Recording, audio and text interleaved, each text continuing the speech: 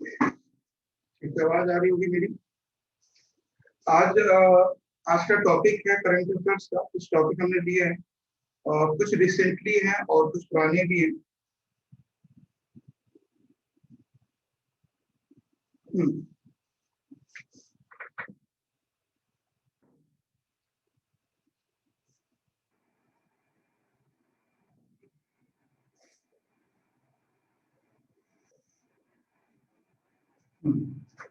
Flow का price, ये अभी फ्लो का प्राइस 2021 अभी ये अनाउंस किया गया है। तो ये क्या है फ्लो का प्राइस? FULUOKA, फ्लो का प्राइस।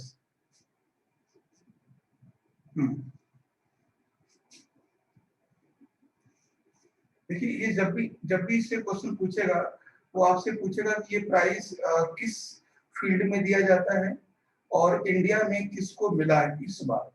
ठीक, तो ये जो प्राइस, अब ये प्राइस जो है वो क्यों दिया जाता है उसको समझ लेते हैं।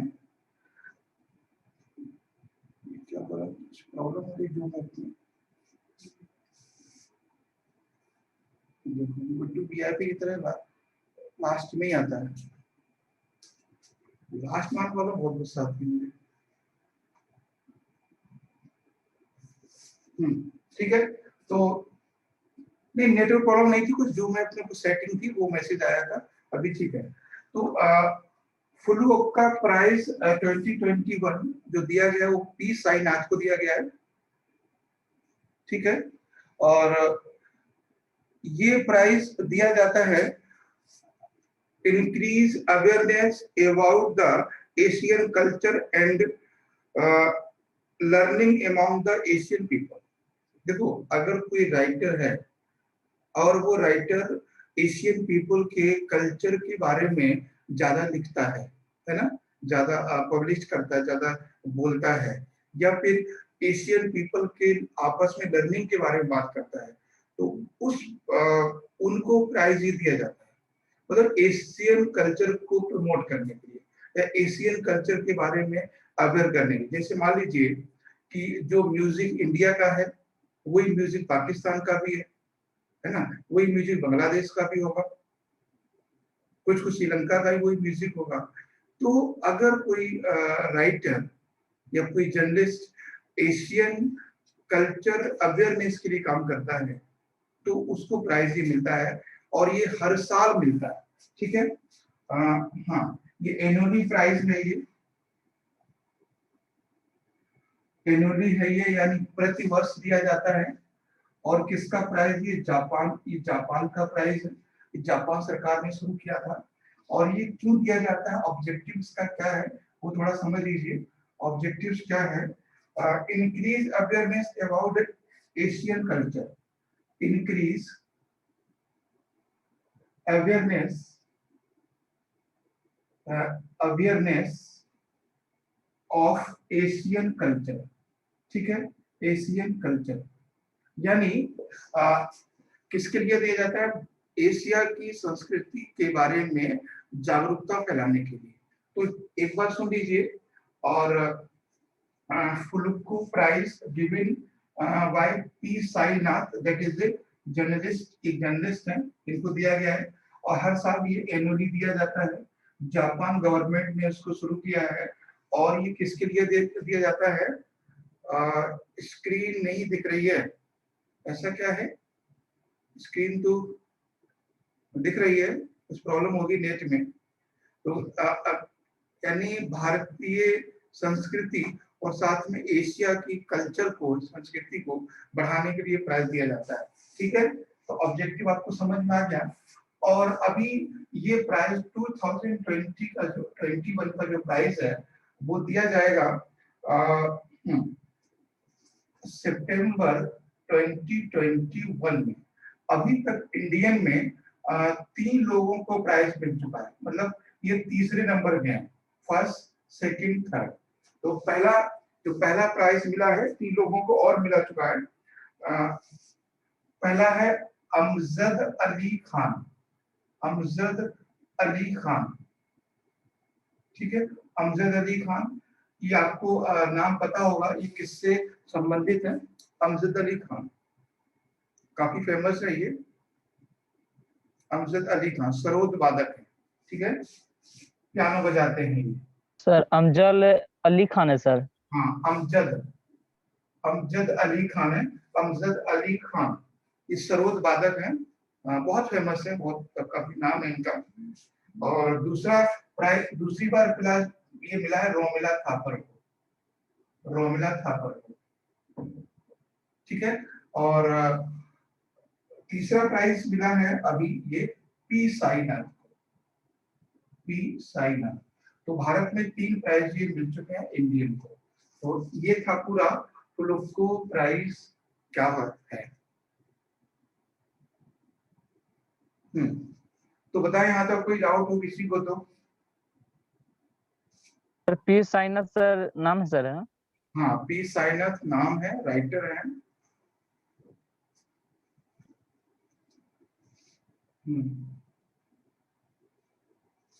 तो और ये रोमिला थापर को मिल चुका है।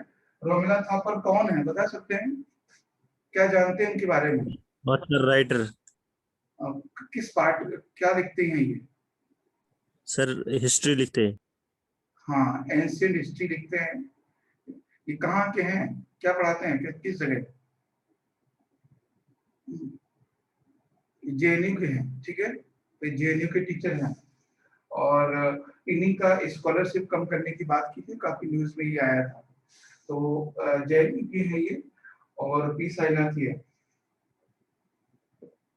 और रोमिला थापर का स्पेशलिटी है, स्पेशल जो वर्क किया उन्होंने, वो वर्क किया है अशोका पे, मौर्य डायनेस्टी पे। तो रोमिला थापर के अकॉर्डिंग जो मौर्य डायनेस्टी है वो गुप्त है। गुप्त मतलब जो वो गुप्त वंश के हैं। वो रोमिला थापर इनको, अशोक को, मौर्य डायनेस्टी को क्षत्रिय नहीं मानती, वो मानती हैं ये वैश्य थे अशोक, ठीक है, ये इनके अकॉर्डिंग। कभी ये बन सकता है कि रोमिला थापर अकॉर्डिंग मौर्य डायनेस्टी या अशोका कौन है, तो उनके अकॉर्डिंग वैश्य है मौर्य। उसके बाद है ब्लैक सी ड्रिल, ठीक है, ब्लैक सी ड्रिल। इसको इंग्लिश में लिखना, हिंदी तो कुछ हो नहीं सकती है ना। या काला सागर शोधन, क्या लिखेंगे हिंदी में? काला सागर शोधन, ऐसे कुछ होगा, है ना।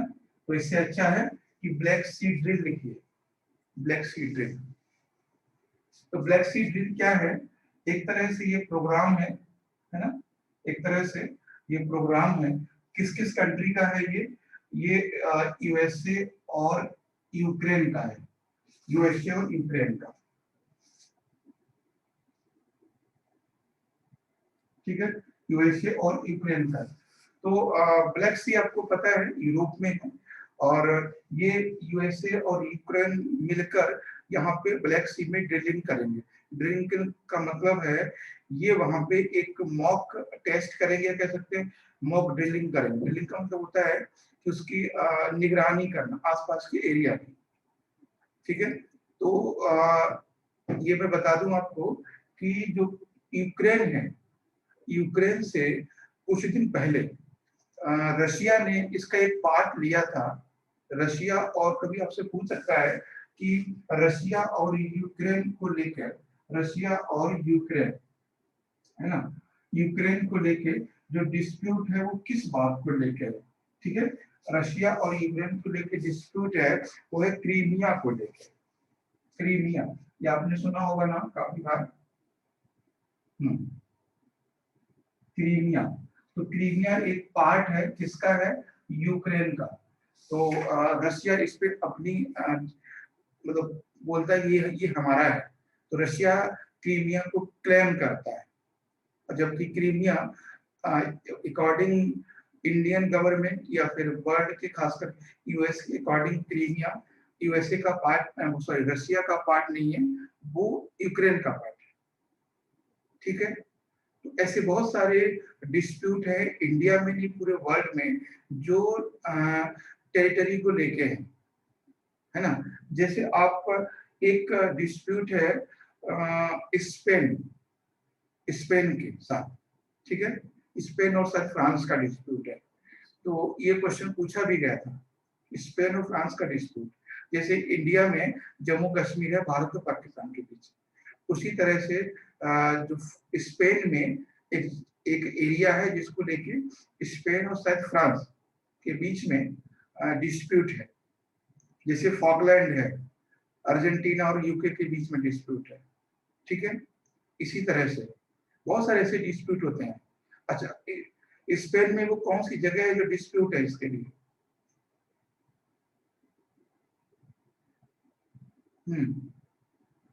ये मैं चौथी बार बता रहा हूं, फिर आप बोलते हो कि सर रिपीट करते हैं पढ़ाते हुए, आपको पता ही नहीं तो रिपीट क्यों नहीं करेंगे? छोड़ दें ऐसे ही, बताइए। चलिए देख लेना आपने, है ना।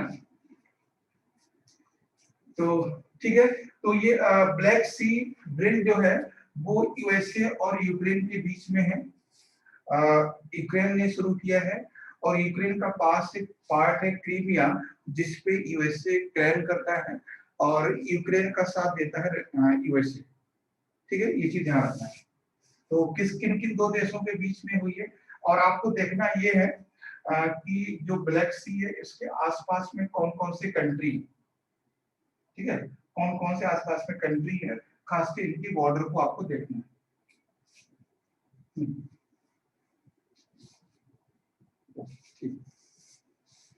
अब नेक्स्ट बात आती है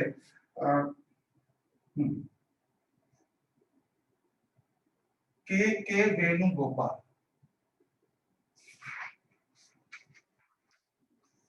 ठीक है। एक नाम था के वेणुगोपाल,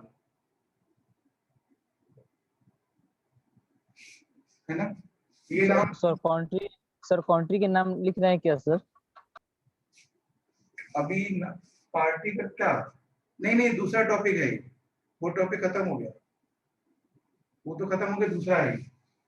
हम कह रहे हैं कि एक है के वेणुगोपाल और दूसरा है के वेणुगोपाल। दोनों नाम में डिफरेंस पता है किसी को?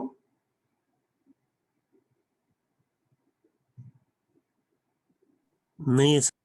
एक के वेणुगोपाल एम्स के फॉर्मर डायरेक्टर थे, ठीक है। जैसे अभी गुलेरिया साहब हैं, गुलेरिया साहब को नाम सब जानते हैं, उसी तरह से एक के वेणुगोपाल थे, और जो वर्ल्ड में पहले डॉक्टर थे जिन्होंने हार्ट का सर्जरी किया था, हार्ट का ऑपरेशन किया था।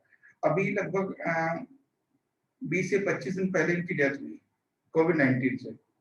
तो इसमें कंफ्यूजन मत होना, वो के वेणुगोपाल थे और ये के वेणुगोपाल, दोनों फर्क है।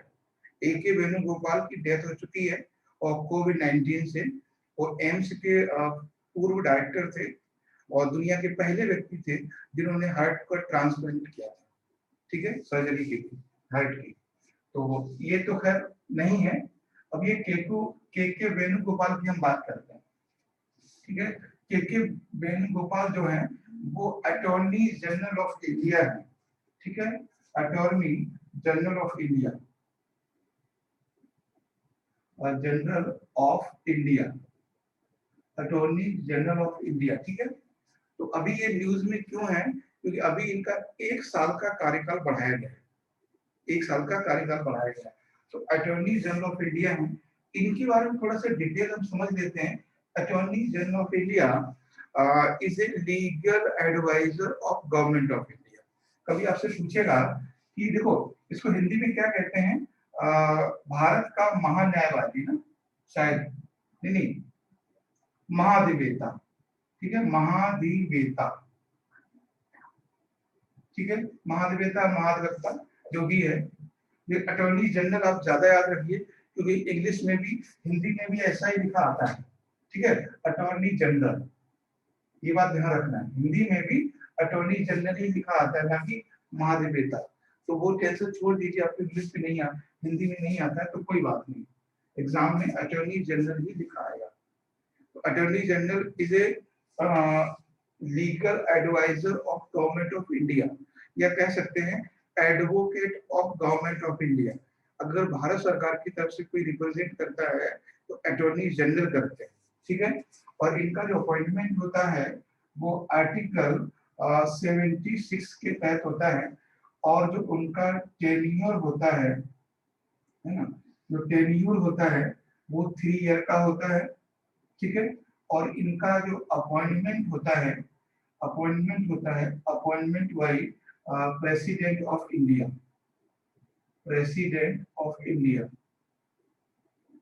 ठीक है।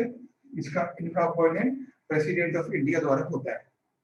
तो सिंपल में work as advocate of government of India, ठीक है। भारत सरकार के वकील के रूप में इनका होता है। शायद ये लाइट यहाँ पे पड़ रही है, हाँ अब देख लीजिए। तो ये है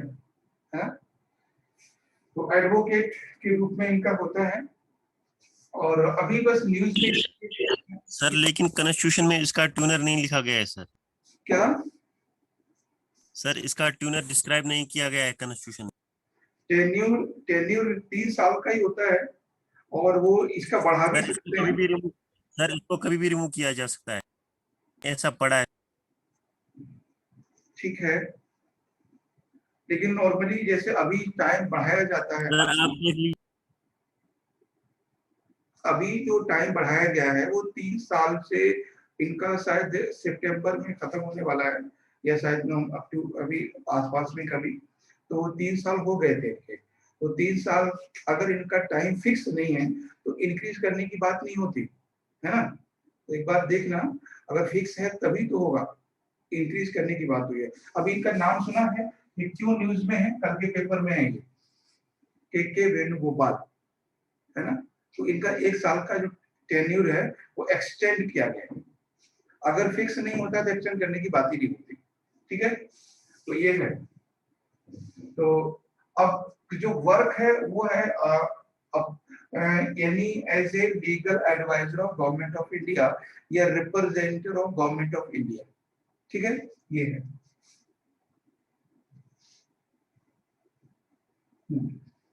और जो अटॉर्नी जनरल बनाया जाता है वो सुप्रीम कोर्ट का जस्टिस होता है कोई,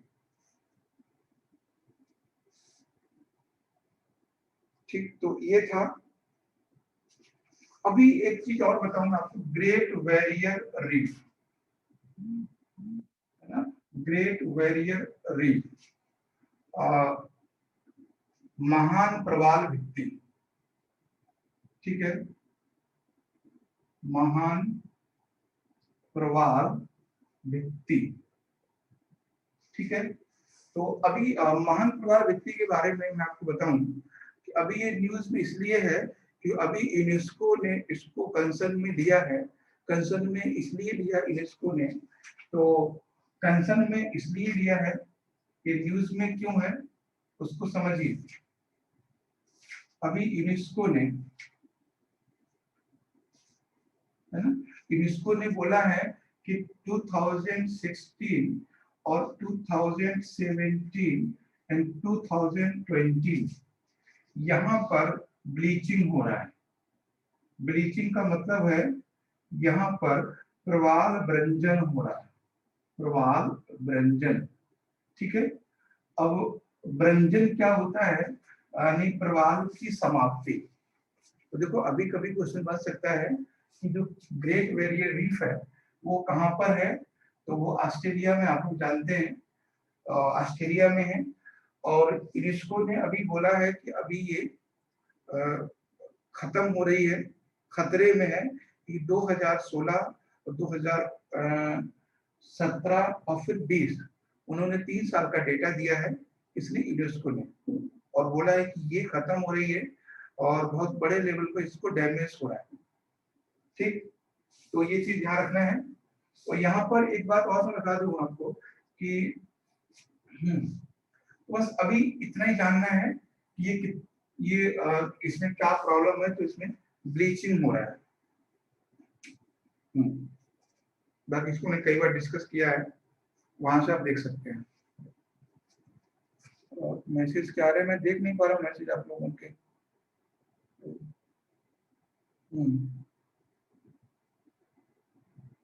प्रोग्राम, ठीक है, वो शायद मैंने प्रोग्राम दिया हुआ, प्रोग्राम मतलब कार्यक्रम, ठीक है, ये है।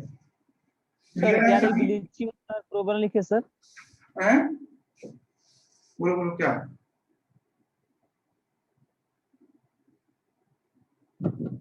हो गया सर, आनंद जी।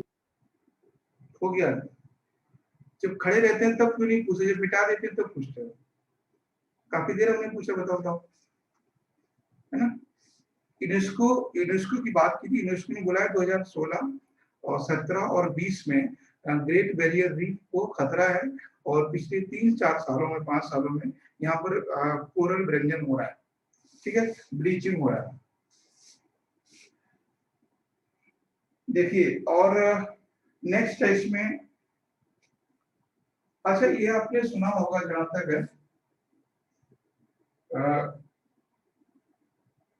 हाँ, जो रंग, ये क्या है, नहीं पर इसको जुरंग भी कहते हैं, ये तो पता होगा।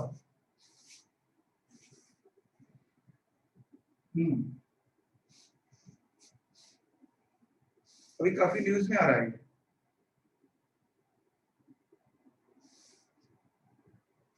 दीपिका कुमारी वाला तो सर में सर, जो विश्व का सर तीर निशाना सिद्ध बनी है। तो दीपिका कुमारी यहाँ से क्या मतलब है?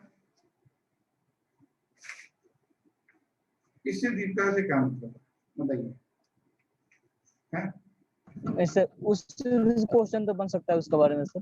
वो करेंगे, वो करेंगे अभी आपको, ठीक है। तो जुरंग इज ए क्वेश्चन, है ना, ये एक रोवर है, और ये, हाँ ठीक है, और ये रोवर किसका है? चाइना का है, और रोवर किस पे भेजा गया है? ये मार्स पे।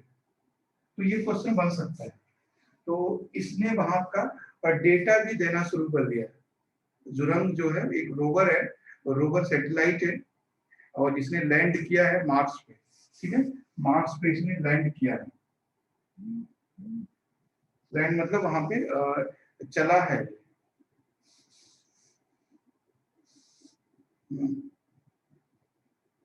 नाजुका, ब्लीचिंग का मतलब होता है डिस्ट्रक्शन ऑफ कोरल, यानी कोरल का खत्म होना, या end of coral, damage of coral, ये ज्यादा अच्छा वर्ड है, डैमेज ऑफ कोरल या डिस्ट्रक्शन ऑफ कोरल। एंड तो नेचुरल भी हो सकता है, और डैमेज का मतलब है कि कोई किसी ह्यूमन एक्टिविटी से डैमेज होते हैं, या फिर नेचुरल एक्टिविटी से डैमेज होते हैं बिफोर द टाइम, तो उसको हम डैमेज कहते हैं। तो डैमेज ज्यादा अच्छा है। ब्लीचिंग मीन्स कोरल का समाप्त होना या कोरल का डैमेज होना, और कोरल का मतलब है प्लांट और animal in oceanic region, plant और एनिमल इन ओशनिक रीजन। तो बस इतना ही जान लीजिए इससे कि जुरंग एक रोवर है, और चाइना में ने इसको छोड़ा है मार्स पे। तो कभी ये पूछ सकता है कि किस सैटेलाइट पे गया है, किस प्लैनेट पे गया है? तो ये मार्स पे गया है, और वहां से क्या करेगा सब जानते ही हैं।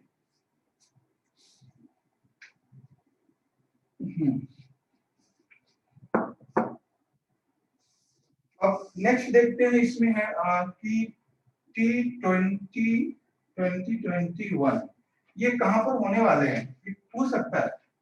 बहुत यूपीएससी लेवल का तो नहीं है, लेकिन फिर भी, है ना, इसलिए इंडिया में होने वाले थे।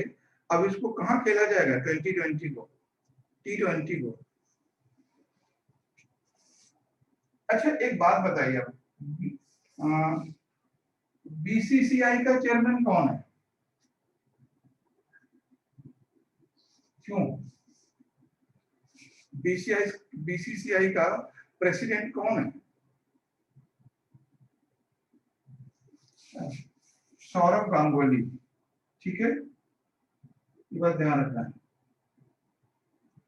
कुछ ऐसे फैक्ट हैं जो आपको परेशान कर सकते हैं। गांगुली, सौरभ गांगुली, बीसीसीआई से, तो इन्होंने अनाउंस किया है कि अब जो सितंबर में होने वाले, मेरा मेन पर्पज ये था कि बीसीसीआई जो बीसीसीआई है इसके चेयरमैन बताना, ठीक है। बीसीसीआई के चेयरमैन कौन है? हाँ हाँ यू हाँ, तो कहाँ पर होने वाले हैं ये? यूनाइटेड अरब अमीरात, ठीक है। तो ये यूनाइटेड अरब अमीरात में होने वाले हैं, यूएई, यस, ठीक है। तो ये ध्यान रखना है, बीसीसीआई के चेयरमैन है। इंडिया में होने वाले थे और मतलब अब समझिए इंडियन जो T20 है वो इंडियन के ही हैं क्या? मतलब पहली बार ऐसा होता है कि T20 दो बार हुआ है ना? एक बार बीच में हुए थे, फिर से होने वाला सितंबर में। तो T20 मैच इंडिया का है, इंडियन प्लेयर हैं, भारतीय प्लेयर है इसमें, और इंडिया ही इंटरेस्ट लेता है ज्यादा, लेकिन किसी और कंट्री में ऑडियंस भी इंडियन है और प्लेयर भी इंडियन है, प्रोग्राम भी इंडियन का है, लेकिन किसी और कंट्री में।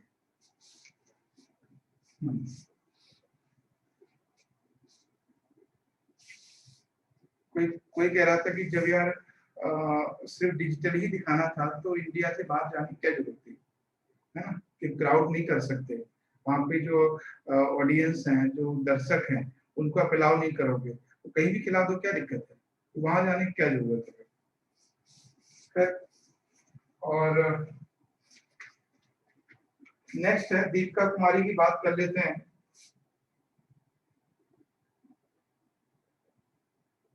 दीपिका कुमारी, बताएं, इनके बारे में बहुत कुछ पता होगा आपको। कहाँ की है ये? क्यों गुड्डू? नो सर, पता नहीं है सर। क्या बात कर रहे हैं, रह याद आ रही थी तुम्हें? इंडिया के है सर, इंडिया के सर, स्टेट के मालूम नहीं सर, किस स्टेट का सर। ठीक है, तो दीपिका कुमारी जो है वो आर्चरी से है, झारखंड से है, मतलब तीरंदाजी से है, ठीक है, तीरंदाजी से है और झारखंड से, ठीक है। और इनकी जो डेट ऑफ बर्थ है 1994। एज लिखना बहुत जरूरी है ना? क्यों जरूरी है? ताकि आपको अपनी एज याद आ जाए, चलो कम से कम ये कहाँ और आप कहाँ।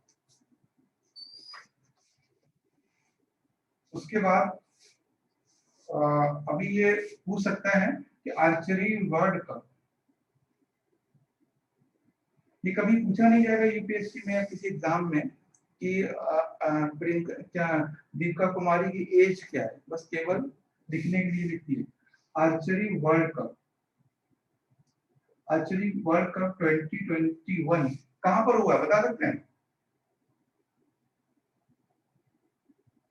क्या बात कर रहे हैं, पेरिस में हुआ है, ठीक है, पेरिस में आर्चरी वर्ल्ड कप पेरिस में हुआ है। वहां इन्होंने 3 गोल्ड मेडल जीते हैं, वो तो खैर आपको पता ही होगा, है ना, 3 गोल्ड मेडल जीते हैं इन्होंने, सिंगल में, ग्रुप में और एक शायद और विमेन में, 3 हैं, ठीक है। और क्वेश्चन बस सिर्फ ये पूछेगा कि ज्यादातर ये स्टेट जरूर पूछ सकता है वो कहाँ से है। एक बार मुझे याद आ रहा है यूपीएससी में ही पूछा था, बहुत पुराना क्वेश्चन है, 2007 या 8 में शायद पूछा था उन्होंने, उसमें यूपीएससी देना ही शुरू किया था हमने। तो पूछा था कि साइना नेहवाल किस गेम से, साइना नेहवाल, और 2007 में ही शायद मेंस में पूछा था, उस मेंस में उन्होंने पूछा था 2 नंबर में, पहले यूपीएससी की मेंस में 2 मार्कर्स आते थे। ये जो इंडियन एथलीट हैं, क्या नाम है, गोल्ड मेडलिस्ट, सिल्वर मेडल मिला था इनको, पीवी सिंधु, पीवी सिंधु के बारे में पूछा था मैंने, पूछा नहीं था तो 2 नंबर में 20 वर्ड लिखना होता है, तो 20 वर्ड लिखवाया था मेंस में, तो ध्यान रखना है। तो कभी कभी यहाँ एग्जाम में ये भी कंफ्यूजन होता है कि साइना बैडमिंटन से कि सानिया बैडमिंटन से, है ना, साइना सानिया, पता है गुड्डू कि किस किस से हैं ये साइना और सानिया, बताओ। सानिया सर बैडमिंटन से सर। अच्छा, सानिया। और साइना? उसके बारे में सर नहीं पता है सर। अच्छा, पीवी सिंधु एग्जाम में पूछ लिए जाते हैं, है ना? ठीक है, तो एक बार याद रखिए, साइना जो है वो बैडमिंटन से है और सानिया टेनिस से है। ठीक है, ये है। तो इसी तरह से पूछ सकता है दीपिका कुमारी किस खेल से संबंधित है, तो आर्चरी से है, यानी तीरंदाजी से है। और बाकी वर्ड का पूछ सकता है कहाँ हुआ है, ये है। तो और मुझे लगता है टॉपिक में कौन से थे जो एक मैंने आपसे कल बोला था कि हम एक टॉपिक यहाँ डिस्कस करेंगे जीएस का। ठीक है, मैंने आपको बोला था जीएस का टॉपिक डिस्कस करेंगे, और उसमें हमने ये कहा था कि लेटर मुगल पीरियड को डिस्कस करेंगे। ठीक है, लेटर मुगल पीरियड, ये वो पीरियड है जो 1707 से लेकर और 1857 तक है। ठीक है, ये वो पीरियड है। ठीक है, इसको थोड़ा ब्रीफली समझने की कोशिश करेंगे हम कि क्या हुआ। टॉपिक समझ में आ गया आपको? Later Mughal period. सबसे पहली बात, अब जो मैं मेरे स्टाइल में लिखना, मेरे तरीके से लिखना और कहानी तरह के समझना है। ठीक, तो लेटर मुगल पीरियड या एरा, लेटर मुगल एरा। ठीक है, ये हम बात करेंगे लेटर मुगल एरा। पहला पॉइंट लिखिए यहाँ पे कि कभी आपसे पूछेगा decline of Mughal empire. Mughal empire start in 18th century. ठीक है, ये मेरा पॉइंट ये कहता है कि मुगल काल का पतन प्रारंभ कब हुआ? 18th century. कभी आपसे क्वेश्चन बन सकता है, ये सीधी सी लाइन एनसीईआरटी से है, सीधी लाइन एनसीईआरटी से है। हिंदी में कितने चार लीजिए, decline of Mughal empire start 18th century, यानी मुगल साम्राज्य का पतन 18वीं शताब्दी में शुरू हो गया। एकदम एनसीईआरटी के लाइन। दूसरा पॉइंट यहाँ समझिए कि 1803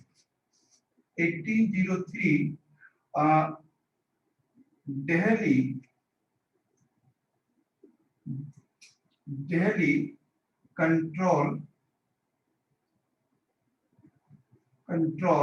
बाय द इंग्लिश। ठीक है, इंग्लिश, यानी कभी आपसे पूछेगा कि दिल्ली को अंग्रेजों ने कब अपने कब्जे में लिया था, तो 1803 यानी 1803 में अंग्रेजों ने दिल्ली पर कब्जा कर लिया था। ठीक है, अंग्रेजों ने दिल्ली पर कब्जा किया था।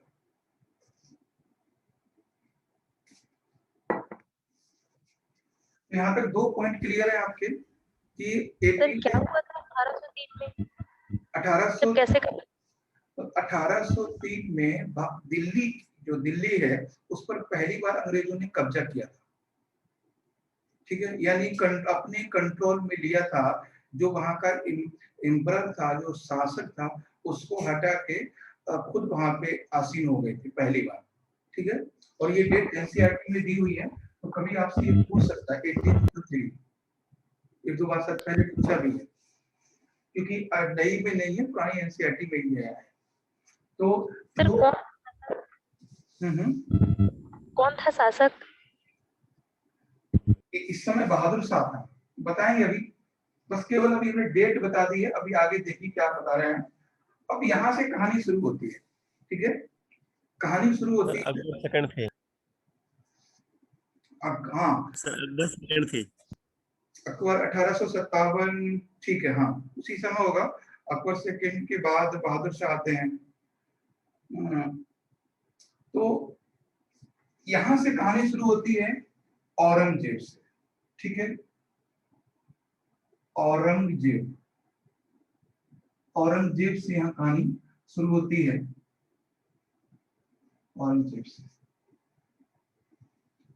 देखो औरंगजेब जो पूछेगा, time period of Aurangzeb was not easy, है ना।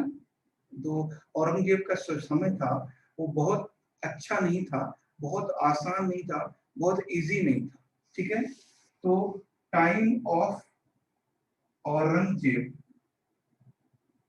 ठीक है, Aurangzeb was not easy. Easy का मतलब ये है कि इस समय जो औरंगजेब था, ये मैंने पहले बताया है, हिस्ट्री में ऐसा औरंगजेब एम्परर है जो बहुत ज्यादा मतलब जिसको लोग डिरेस्पेक्ट करते हैं और जिसके लोग के बारे में मिसकम्युनिकेशन फैलाते हैं, मतलब गलतफहमियां लोगों के मन में हैं। तो औरंगजेब के बारे में दो बातें मैं आपको बता दूं कि he is the last Mughal emperor before the later Mughal period. कभी आपसे पूछेगा कि मैंने उस समय भी आपसे डिस्कस किया था कि मुगल एम्परर को दो पार्ट में बांटा गया है, एक तो Mughal emperor and second later Mughal emperor. तो मुगल एम्परर का लास्ट है ये। इसके बारे में कुछ कुछ बातें मैं आपको बता दूं कि औरंगजेब के बारे में। पहली बात ये है कि मैक्सिमम सूबा, सूबा समझते हैं 20। ये बार क्वेश्चन पूछा है अकबर के समय में कितने सूबे थे। सूबे का मतलब है स्टेट। शायद यूपी में किसी पूछा है कि हाउ मेनी सूबा इन अकबर टाइम्स। अकबर के टाइम में, तो अकबर के टाइम में ये भी देख सकते हैं यहाँ पे, अकबर के टाइम में 15 थे और औरंगजेब के टाइम में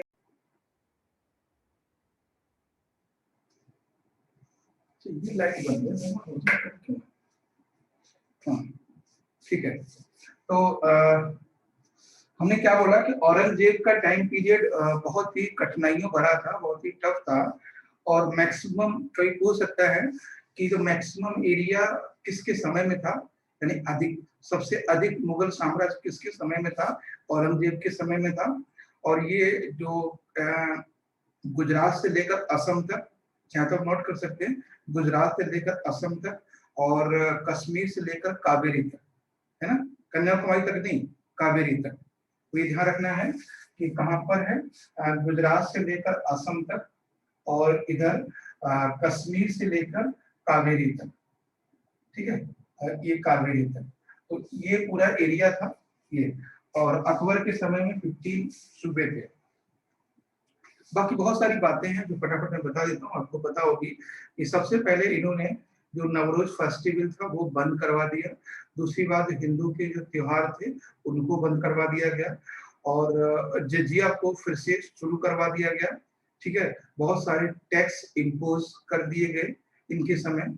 और इसलिए ये जो सबसे ज्यादा जो राजपूत इसमें एडमिनिस्ट्रेटर है वो इन्हीं के समय में, ठीक है, औरंगजेब के समय।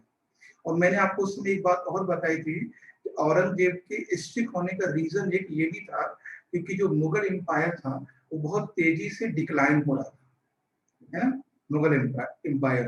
तो उसे कुछ ऐसे स्टेप लेने थे जो मुगल एम्पायर को डिक्लाइन से रोक सके। तो इसलिए उसने जजिया को लगाना, जो त्योहारों को बंद करना, झरोका सिस्टम को बंद करना, ठीक है, नवरोज फेस्टिवल को बंद करना। तो यानी ये कह सकते हैं कि जो एक्स्ट्रा एक्सपेंस था, जो फिजूल खर्ची थी, वो पूरी तरह से बंद कर दी।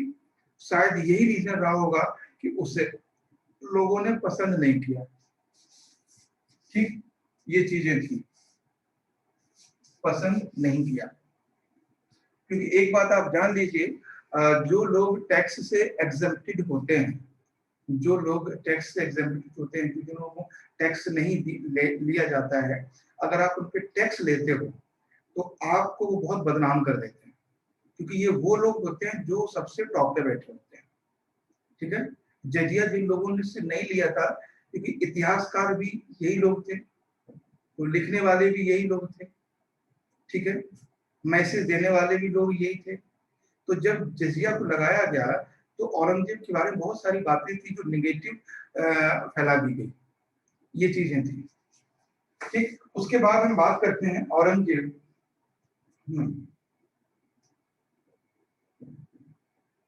ठीक है, औरंगजेब आया, हाँ ठीक है ठीक है, ओके ओके। अब देखिए यहाँ पे थोड़ा सा आफ्टर औरंगजेब, ठीक है, आफ्टर औरंगजेब कौन आया है? औरंगजेब के बाद बहादुर शाह, बहादुर शाह। है ना, बहादुर शाह,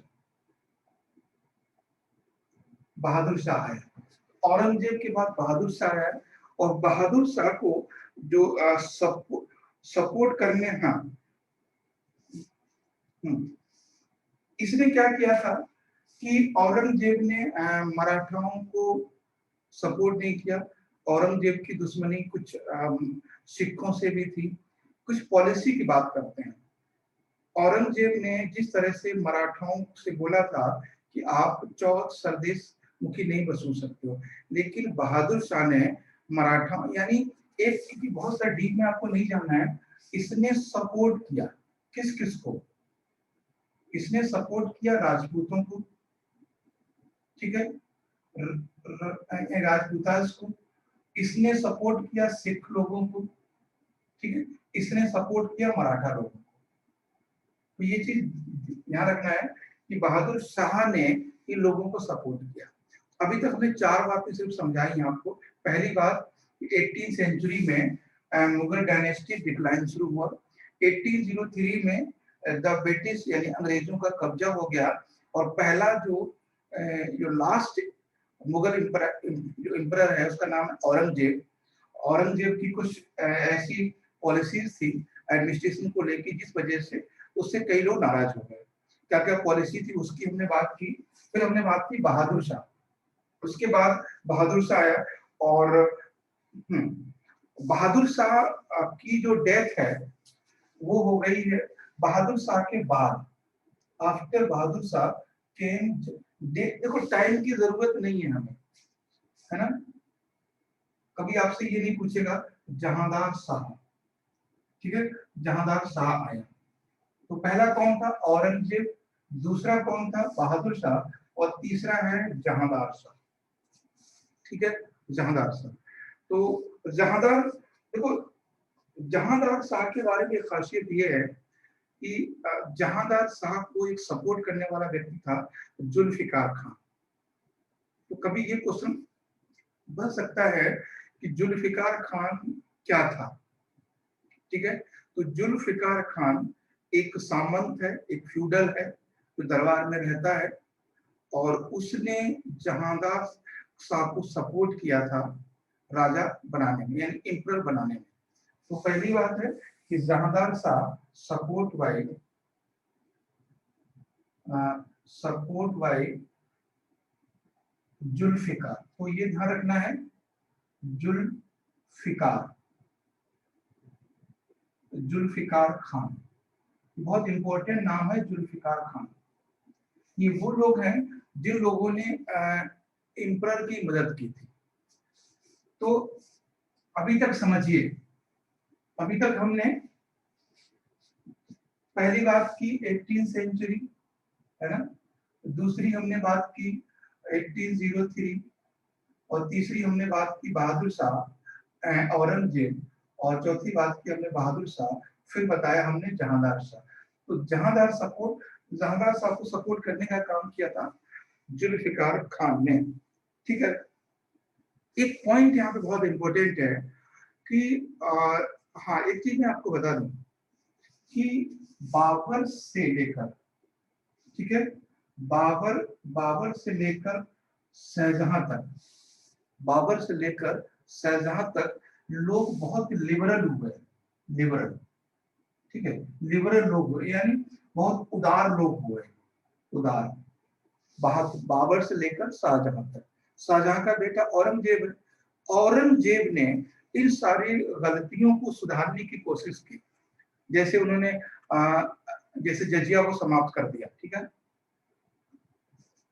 है, बहुत सारे टेक्स्ट को बंद कर दिया था इन लोगों ने। किसने? जिजिया सर क्या होता है सर? है जिजिया क्या होता है? जिजिया जजिया। जजिया एक तरह से इस्लाम में कर था जो गैर मुस्लिम से लिया जाता था। ठीक है, जजिया मुगल काल में वसूला जाने वाला एक कर था, या मध्यकाल में जो गैर मुसलमानों से लिया जाता था, यानी जो लोग मुसलमान नहीं थे उनसे लिया जाता था। ये धार्मिक कर था। हाँ, उसके बाद एक चीज मैं बताना चाह रहा था यहाँ पे कि बाबर से लेकर शाहजहां तक लोग जो आए वो मॉडरेट थे, उदार थे। लेकिन शाहजहां के बाद औरंगजेब आया, वो लिबरल नहीं था। वो लिबरल इसलिए नहीं था कि उनको पता था ये लोगों ने बर्बाद कर दिया देश को, जजिया हटा के, ये सब हटा के। तो ऐसा नहीं था कि औरंगजेब ने पॉजिटिव मतलब कंस्ट्रक्टिव काम नहीं किए, बहुत सारे काम किए और एक राजा को करने चाहिए जो उसने किया।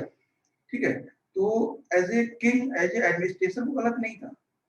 अब मैं क्या कहना चाह रहा हूँ कि औरंगजेब के बाद, ठीक है, औरंगजेब के बाद, औरंगजेब के बाद जो राजा हुए, इसके बाद जो नेक्स्ट आए हैं वो भी लोग लिबरल आए, उदार आए। ये चीज ध्यान रखना। यानी औरंगजेब के बाद जो भी लोग आए उन्होंने फैसिलिटी देना फिर से शुरू कर दिया। अब मैं ये सारी बातें क्यों बता रहा हूँ, कभी आपसे क्वेश्चन लगेगा कि अकबर ने जजिया को हटाया था, ठीक है, जहांगीर, औरंगजेब ने फिर से लगा दिया, और फिर दोबारा किसने लगाया था? तो दोबारा जजिया लगाया, हाँ, औरंगजेब ने लगाया था। पहले हटाया किसने था? ठीक है, तो पहले हटाया था किसने? अकबर ने। ठीक है, फिर लगाया किसने? औरंगजेब ने। ठीक है, औरंगजेब ने।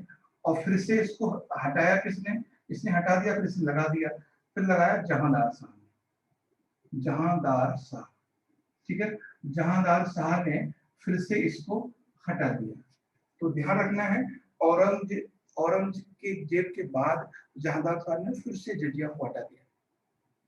ठीक है, तो ये चीज ध्यान रखना है यहाँ पे कि किस पीरियड में जजिया को फिर से हटाया गया था। तो जहांदार के समय में, और जहांदार के समय में कौन व्यक्ति था वजीर? वो था जुल्फिकार खान, है ना, जुल्फिकार खान। और उदार का मतलब यही था। देखो एक बात मैं बता दूं आपके, मुगल पीरियड में जो अपोजिशन लोग थे वो 3 या 4 लोग थे। पहले लोग थे मुगल पीरियड के, वो थे राजपूत, ठीक है, अपोजिशन में। दूसरे लोग थे सिख, ठीक है, और तीसरे लोग थे मराठा। तो ये 3 लोग थे जो मुगल पीरियड के लिए अपोजिशन का काम करते थे। ठीक, अब तीनों लोगों के लिए जहांदार शाह ने, यानी इसने तीनों लोगों के लिए पॉजिटिव हुआ, तीनों लोगों से समझौता किया, ट्रीटी किया, उन्हें जो सारी फैसिलिटी थी वो सारी फैसिलिटी दी, यानी अपने में मिलाने की कोशिश की।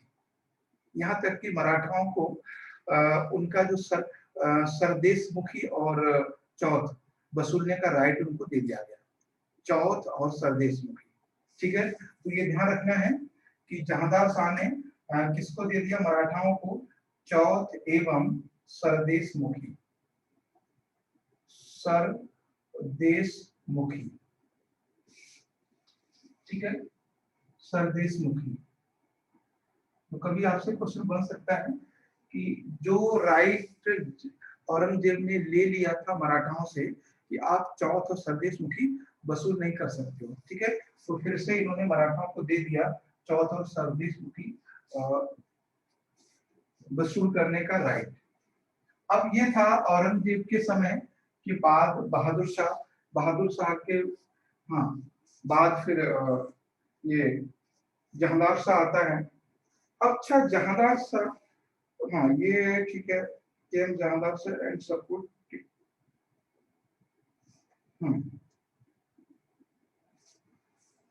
जहांदार शाह ने एक बहुत अलग सी सिस्टम शुरू किया था, मुझे लगता है हिस्ट्री में पहली बार था।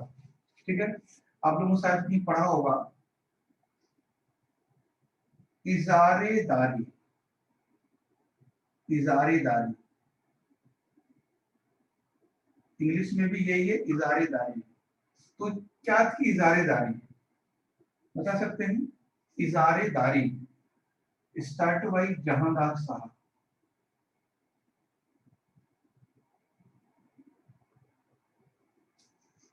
एक बार पता है आपको क्वेश्चन आया था, आमिल क्या होता है, अमिल क्या होता है? ये सारे क्वेश्चन यूपीएससी में पूछे जा चुके हैं, है ना। दीवाने अर्ज क्या होता है, वकील क्या होता है, बताएं। इजारेदारी मीन्स रेवेन्यू सिस्टम। तो रेवेन्यू सिस्टम तो है क्या ये?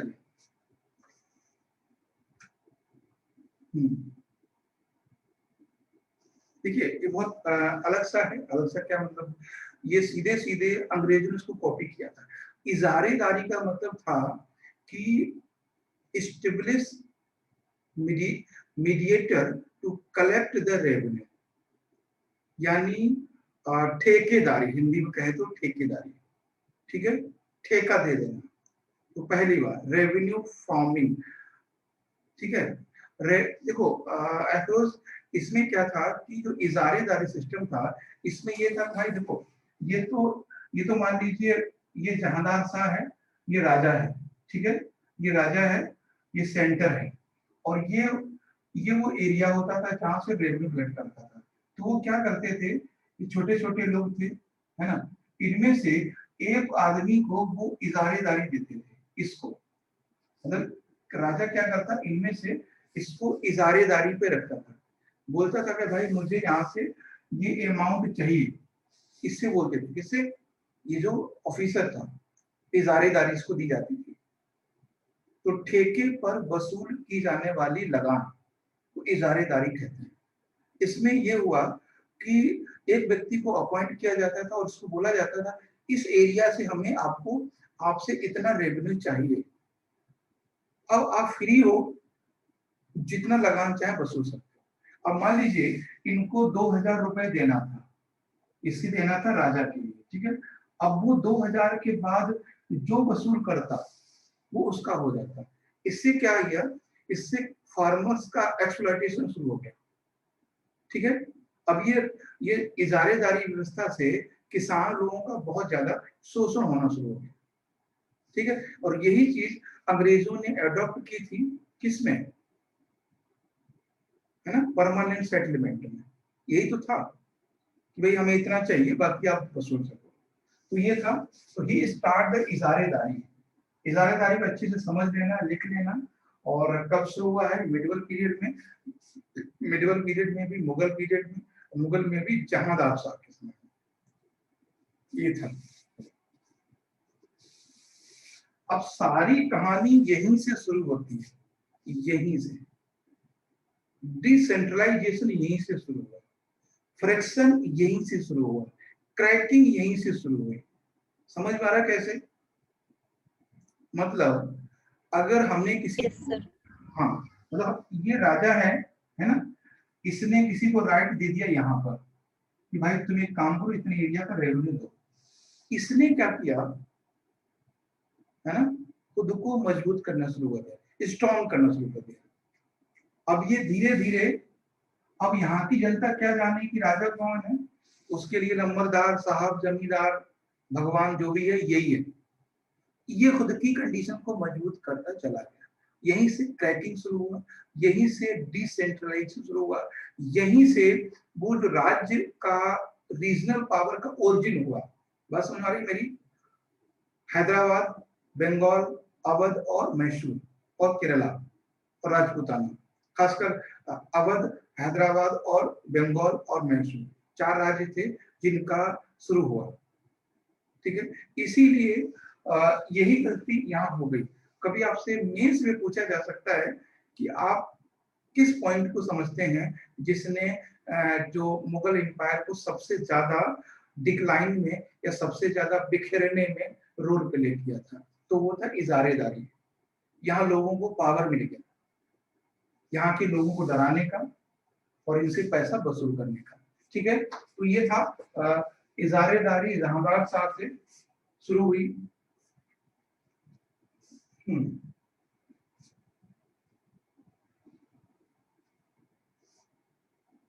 ठीक।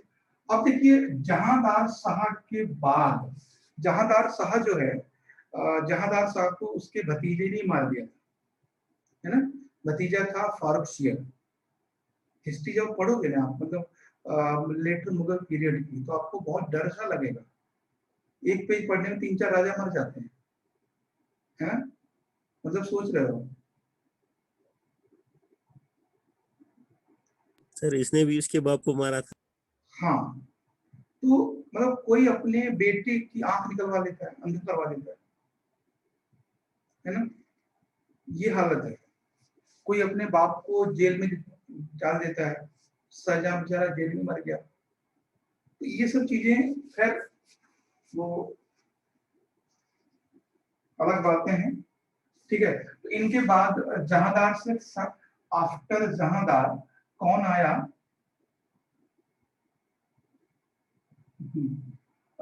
आफ्टर जहांदार केम फारूक शेर। फारूक शेर, फारूक शेर, ठीक है। तो फारूक शेर आया, फारूक शेर, फारूक शेर। फारूक शेर के बारे में बहुत सारी बातें हैं, कुछ अच्छी भी हैं, कुछ खराब भी हैं। खराब ये है कि फारूक शेर एक ऐसा राजा है, ऐसा एम्परर है जो बहुत ही बेवकूफ टाइप का इंसान है, ठीक है। उम्र बहुत ज्यादा है और इनको सपोर्ट करने, देखो कुछ नाम है जो आपको बहुत याद रखने हैं, है ना। एक नाम जैसे हमने बताया था जुल्फिकार खान। तो जुल्फिकार को, जुल्फिकार ने किसको सपोर्ट किया? जहांदार साहब को राजा बनाने के लिए। उसके बाद फारूक शेर को राजा बनाने के लिए सपोर्ट किया था सैयद ब्रदर। ये नाम बहुत फेमस है। Sayyid brother is known as the king maker in history, ठीक है। तो फारूक शेर को किसने बनाया? Support by Sayyid brother, Sayyid brother, ठीक है। सैयद बंधु, सैयद बंधु जो भी लिख सकते हैं आप, सैयद बंधु, ठीक है। सैयद बंधु, तो ये चीज ध्यान रखना, सैयद बंधु। अब सैयद बंधु के बारे में देख लीजिए आप लोग, कभी ये पूछ सकता है what is the time of Syed बंधु। तो एक चीज मैं आपको बता दूं कि सैयद बंधु या सैयद ब्रदर एक ही बात है। सैयद बंधु is known as a king maker, ठीक है, किंग मेकर इन हिस्ट्री। पूछेगा time period of Sayyid brother, तो टाइम पीरियड इज 1713 टू 1720, ठीक है। 1713 से लेकर 1720 तक ये इंपॉर्टेंट टाइम है। इसको कहते हैं सैयद बंधु समय। तो ये वो समय है जहां पर सैयद बंधु थे। अब पूछेगा वो सैयद बंधु। सैयद बंधु के नाम सुने हैं आपने? कौन कौन है वो देख लेते हैं। Yes sir. हाँ, एक नाम, नाम देख लीजिए। पहला नाम है इसमें अब्दुल्ला खान और हुसैन खान, दो नाम है। सैयद बंधु दो हैं, एक तो अब्दुल्ला खान, अब्दुल्ला खान, उसके बाद है हुसैन खान, ठीक है, हुसैन खान। तो ये लोग हैं जो सैयद बंधु हैं। अब ये लोग आप सोच रहे हो ये हैं कौन? ये वो लोग हैं जो दरबार में हैं, जो सामंत है, जो फ्यूडल है, यानी जो ऑफिसर्स हैं, ये वो लोग हैं, है ना। कभी कभी क्या होता है ना, जब जब जैसे अकबर का समय था या औरंगजेब का या शाहजहां का, जो भी पहले के लोग थे, तो इनमें क्या था कि राजा राजा से लड़ता था, मतलब अपने भाई से लड़ना, अपने बेटे से लड़ना। आफ्टर औरंगजेब ये हुआ, खासकर जहांदार के समय से, कि जो दरबार के ऑफिसर थे, जो कर्मचारी थे, वो ज्यादा पावरफुल हो गए। तो वो फिर किंग मेकर का रोल प्ले करने लगे। वो जिसको चाहते बैठाते, जिसको चाहते हटा देते, ठीक है। तो ये हैं सैयद बंधु। कभी पूछ सकता है कि किंग मेकर कौन है, टाइम क्या है, तो टाइम बहुत अच्छे से याद रखना है इनका। इनका जरूरी है टाइम याद रखना, बाकी लोगों का नहीं था। तो अब ये सैयद बंधु बहुत काबिल थे, बहुत होशियार थे। इन्होंने काफी कोशिश की एम्पायर को संभालने की, मुगल एम्पायर को कि सही चले। लेकिन प्रॉब्लम क्या थी, जो फारूक सियर था, हमने बोला एक तो ये उम्र दराज था, दूसरा ये बहुत काबिल नहीं था, कैपेबल नहीं था। ये लोगों की बात मान लेता था, मतलब बेवकूफ टाइप का था। तो लोगों ने तो क्या किया इन्होंने कि after some time Sayyid brother killed the Farrukhsiyar, तो जिन्होंने राजा बनाया उसी ने मार दिया इन 1719। 1719 में सैयद बंधुओं ने ही इसको मार दिया। ठीक है,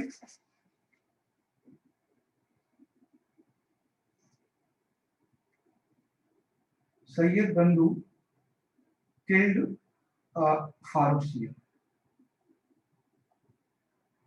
फारूक सियर। ठीक है,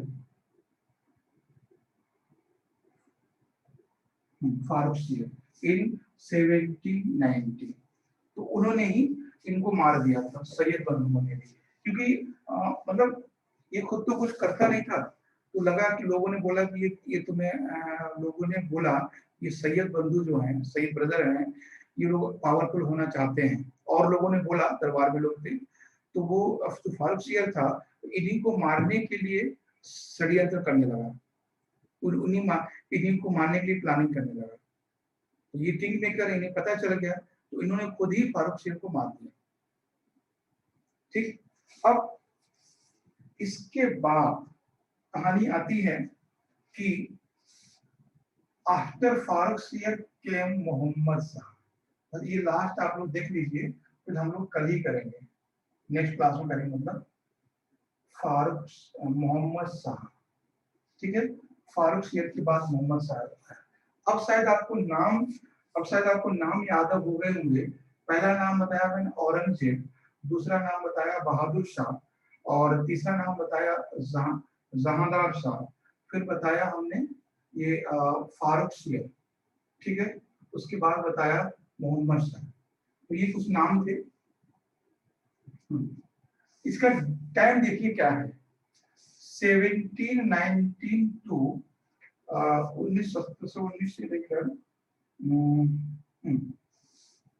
1740, ये टाइम है, काफी लंबा समय है मोहम्मद शाह का। तो मोहम्मद शाह के बारे में, हाँ, कभी अगर आप लोग कभी दिल्ली में लाल किला में एक नाइट शो होता है, कभी आप लोग गए कोई देखने? दिल्ली में रेड फोर्ट में, हाँ, हिस्ट्री उसमें मिडिल हिस्ट्री में मराठा से बनेगा क्वेश्चन। ठीक है, हम क्या कह रहे हैं कि अगर दिल्ली के जो रेड फोर्ट है, लाल किला, उसमें हर रोज संडे को छोड़ के 7:30 बजे से लेकर 8:30 बजे तक एक प्रोग्राम होता है, जिसको नाइट शो बोलते हैं। ठीक है, ओपन फील्ड में होता है। कभी आप दिल्ली में आओ या कभी यहाँ रहो तो वो जरूर देखने जाना। उसमें क्या है कि मोहम्मद शाह रंगीला की पूरी स्टोरी दिखाई जाती है, मतलब वो एक अलग सा ही है बहुत।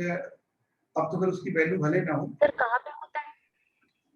लाल किला के अंदर ही होता है, रेड फोर्ट के अंदर। जब आप घुसोगे तो एक प्लेस है वहां पे, और वहां पे जो दीवाने खास है, दीवाने खास के सामने कुर्सियां पड़ी हुई हैं, बहुत सारी कुर्सियां हैं।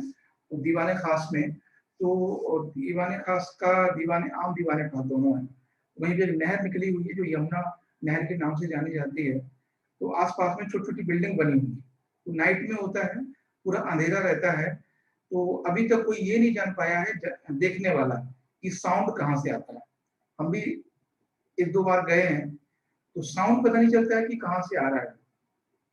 और वो हिस्ट्री शुरू करते हैं मोहम्मद शाह से। तो वहां जब आप पहली बार देखोगे तो आपको बोरिंग लगेगा। जब आप अब हिस्ट्री पढ़ के आप जाओगे तब देखोगे तो आपको समझ में आएगा। तो वहां पे कि नादिर शाह से शुरू करते हैं वो लोग, कि नादिर शाह भारत में आ रहा है, बहुत घोड़ों की आवाज हो रही है, पूरा साउंड आवाज आ रहा है। इधर से मोहम्मद शाह बोलता है कि अभी तो नादिर शाह बहुत दूर है, और वो अपनी मौज मस्ती में गाना चलता है। जो भी होते हैं, जो उसके रास रंगीले कार्यक्रम वो सब चल रहे होते हैं। तो और उसमें अमिताभ बच्चन की आवाज दी उन्होंने, अमिताभ बच्चन की आवाज है वहां पे। तो मोहम्मद शाह की स्टोरी है। कभी आप जाना जरूर तो उससे समझ में आएगा कि मोहम्मद शाह को किस तरह से बेखबर है। बेखबर का मतलब है जब किसी ने बोला कि नादिर शाह अफगानिस्तान पहुंच गया तो क्या अभी तो बहुत दूर है। फिर नादिर शाह बोला कि राजस्थान पंजाब पहुंच गया तो भी बोला बहुत दूर है। फिर बोला कि दिल्ली पहुंच गया, बोला चलो अभी बहुत दूर है।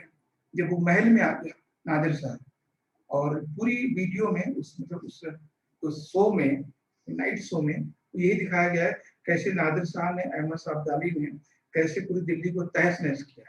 उस पूरे का कार्यक्रम ये दिखाया गया। तो काफी जो बहुत पुराना वीडियो मुझे लग रहा है कि 1956 के आसपास बना था, अभी भी है। तो मतलब बेगमों का रोना चिल्लाना वो सब है उसमें वीडियो में। तो ऑडियो चलता है, वीडियो तो नहीं चलता है। काफी अच्छा है। रिकॉर्ड करने की इजाजत नहीं है, आपको यूट्यूब पे नहीं मिलेगा, कभी नहीं मिलेगा। यूट्यूब पे आप डालना लाल किला नाइट शो, पूरा नहीं होगा। किसी ने चोरी से रिकॉर्ड कर लिया तो ठीक है, लेकिन वहां पे फोन ले जाने की मतलब ऑर्डर नहीं है, खासकर रिकॉर्ड करने की। सर वीडियो रिकॉर्ड नहीं किया जाता है सर? नहीं नहीं नहीं, उसका रिकॉर्डिंग नहीं है, कहीं नहीं मिलेगा।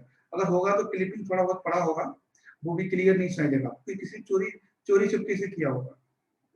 पूरा स्पष्ट नहीं, जैसा आप वहां फील करोगे वो नहीं, अलग नजारा। खैर, तो मोहम्मद साहब को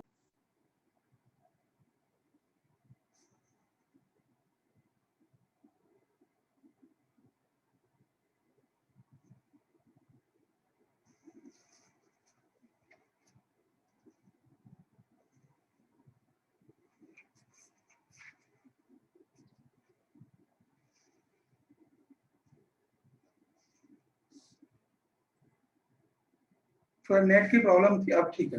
खैर फटाफट देख लेते हैं इसको हम। तो हमने कहा कि मोहम्मद शाह का नाम बहुत इंपॉर्टेंट है, और इंपॉर्टेंट क्यों उसका वजह सुन लीजिए। हिस्ट्री में मोहम्मद शाह क्यों इंपॉर्टेंट है। पहला रीजन है कि जो मोहम्मद शाह एक ऐसा सम्राट था